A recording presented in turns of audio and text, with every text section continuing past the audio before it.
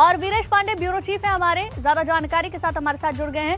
वीरेश जी, एक बड़ा बयान अखिलेश यादव ने दिया है सीटों के बंटवारे को लेकर, चर्चा के बाद ही गठबंधन किया जाता है। इस बयान के मायने क्या है और आप जहां मौजूद हैं वहां क्या तस्वीरें हैं, वहां क्या हलचल है फिलहाल?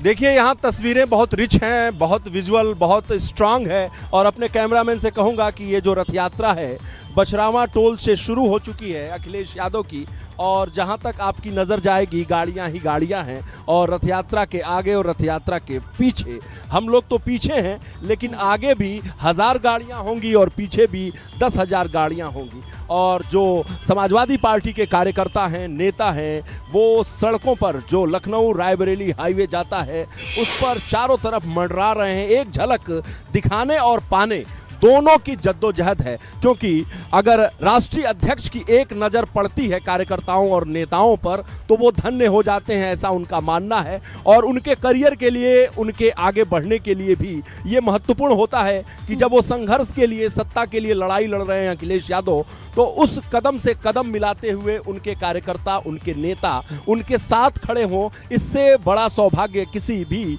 नेता का नहीं होता है जो पार्टी का नेतृत्व करता हो। तो ऐसे में आप समाजवादियों को देखिए जो रथ के किनारे किनारे दोनों तरफ दौड़ रहे हैं। और उनकी एक कोशिश है कि अखिलेश यादव जो शीशे से रथ में देखते हैं, हाथ हिलाते हैं और उनके अभिवादन को स्वीकार करते हैं, एक नज़र तो पड़ जाए, एक नज़र की ललक, एक नज़र की तलाश, एक नज़र की भूख है उन कार्यकर्ताओं और नेताओं में। दोनों तरफ जो लखनऊ रायबरेली का हाईवे है, टोल से आगे हम लोग लगभग आधा किलोमीटर बढ़ चुके हैं।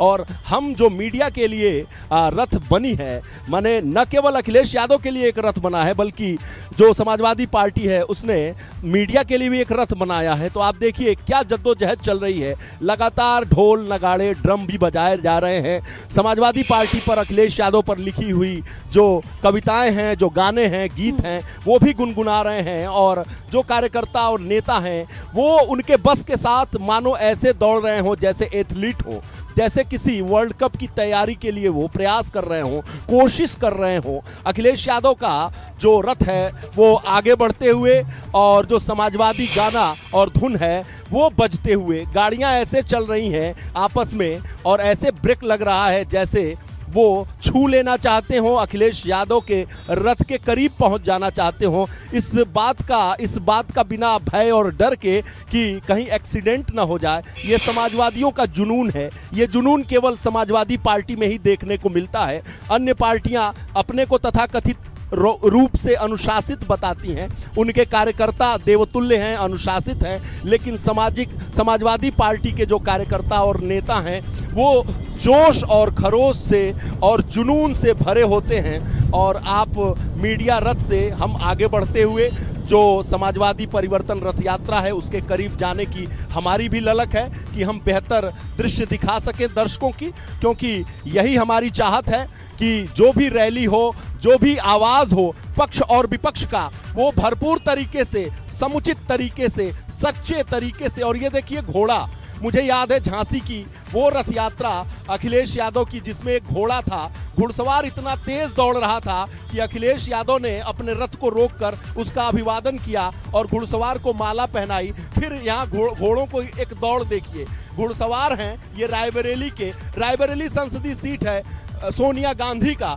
यूं तो 2012 में अखिलेश यादव की पार्टी, समाजवादी पार्टी 5 सीट, 6 में से 5 सीट जीत गई थी, बहुत बड़ी उपलब्धि थी। और जो कांग्रेस थी उसकी जमानत जब्त हो गई थी, यानी केवल 10,000 12,000 उसके प्रत्याशी पाए थे।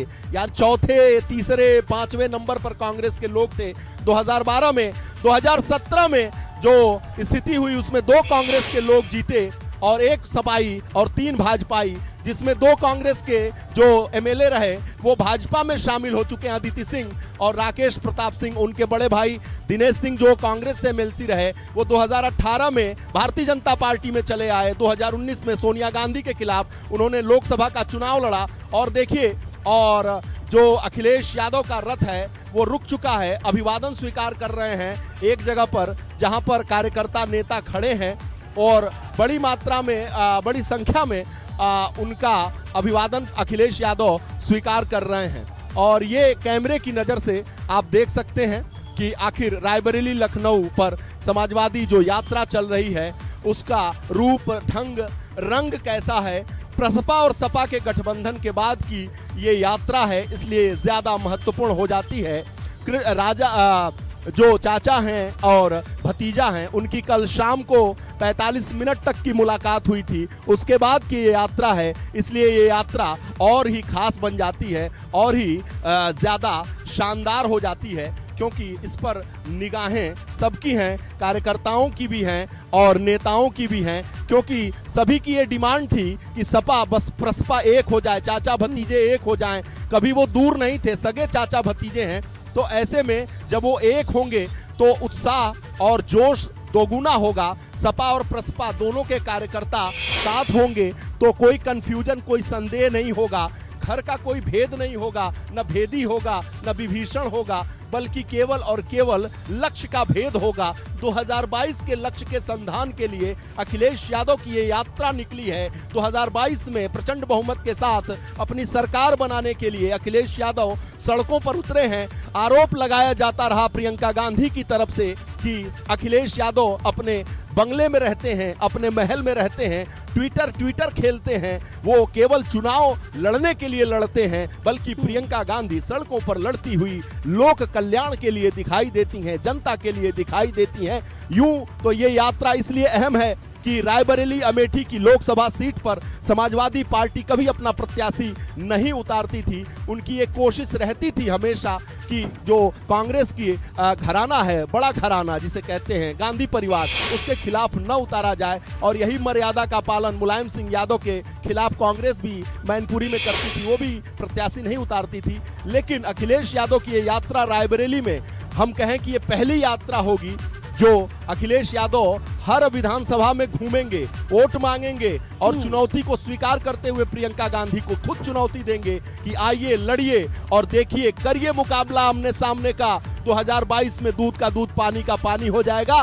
बिना हमने मुकाबला किए 2012 में 6 में 5 सीटें जीती थी और सबकी जमानत कांग्रेस की जब्त हो गई थी। लोग कहते हैं कि ये कांग्रेस का गढ़ है, गढ़ नहीं गढ़ा हो गया। गढ़ा मतलब गड्ढा हो चुका है। कांग्रेस के पास यहाँ कुछ नहीं बचा है और ये अखिलेश यादव का ऐलान है और ये सड़कों पर उनका संघर्ष है, जो आगे बढ़ते हुए चुनौती देते हुए राहुल गांधी, प्रियंका गांधी को, सोनिया गांधी को उनके गढ़ में 2 दिन चुनौती देंगे, रात्रि विश्राम करेंगे। ये अखिलेश यादव पहली बार रात्रि विश्राम रायबरेली से करेंगे। जब हम लोग बनारस से आते हैं, कहीं दूर से आते हैं, इलाहाबाद से आते हैं, तो रायबरेली पहुंचते हैं तो लगता है लखनऊ पहुंच गए, लेकिन आज अखिलेश यादव रात्रि विश्राम करेंगे, यानी 1 घंटे का रास्ता है अखिलेश यादव के विक्रमादित्य मार्ग का और पीडब्ल्यू गेस्ट हाउस, जहां वो रात्रि विश्राम करेंगे। लेकिन अखिलेश यादव के रुकने का एक सांकेतिक मतलब है। सांकेतिक मतलब ये है कि आपने मुझे चुनौती दिया कि मैं महलों में रहता हूं, बंगलों में रहता हूं, सड़कों पर नहीं।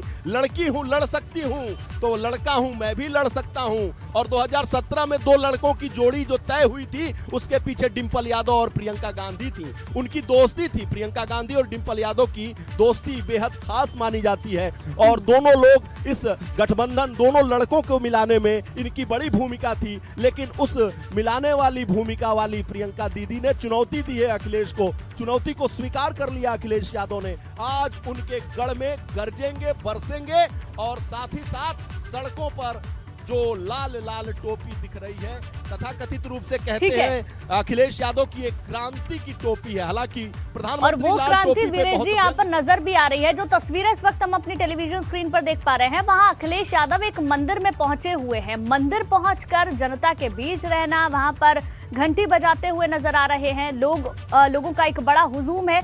इससे भी क्या एक संदेश देने की कोशिश की जा रही है? क्योंकि भारतीय जनता पार्टी को हम अक्सर इस रूप में देखते हैं, कांग्रेस भी लगभग हिंदुओं को साथ लेकर चलने की बात कहती हुई नजर आती है, तो क्या यहां से भी एक संदेश देने की कोशिश है?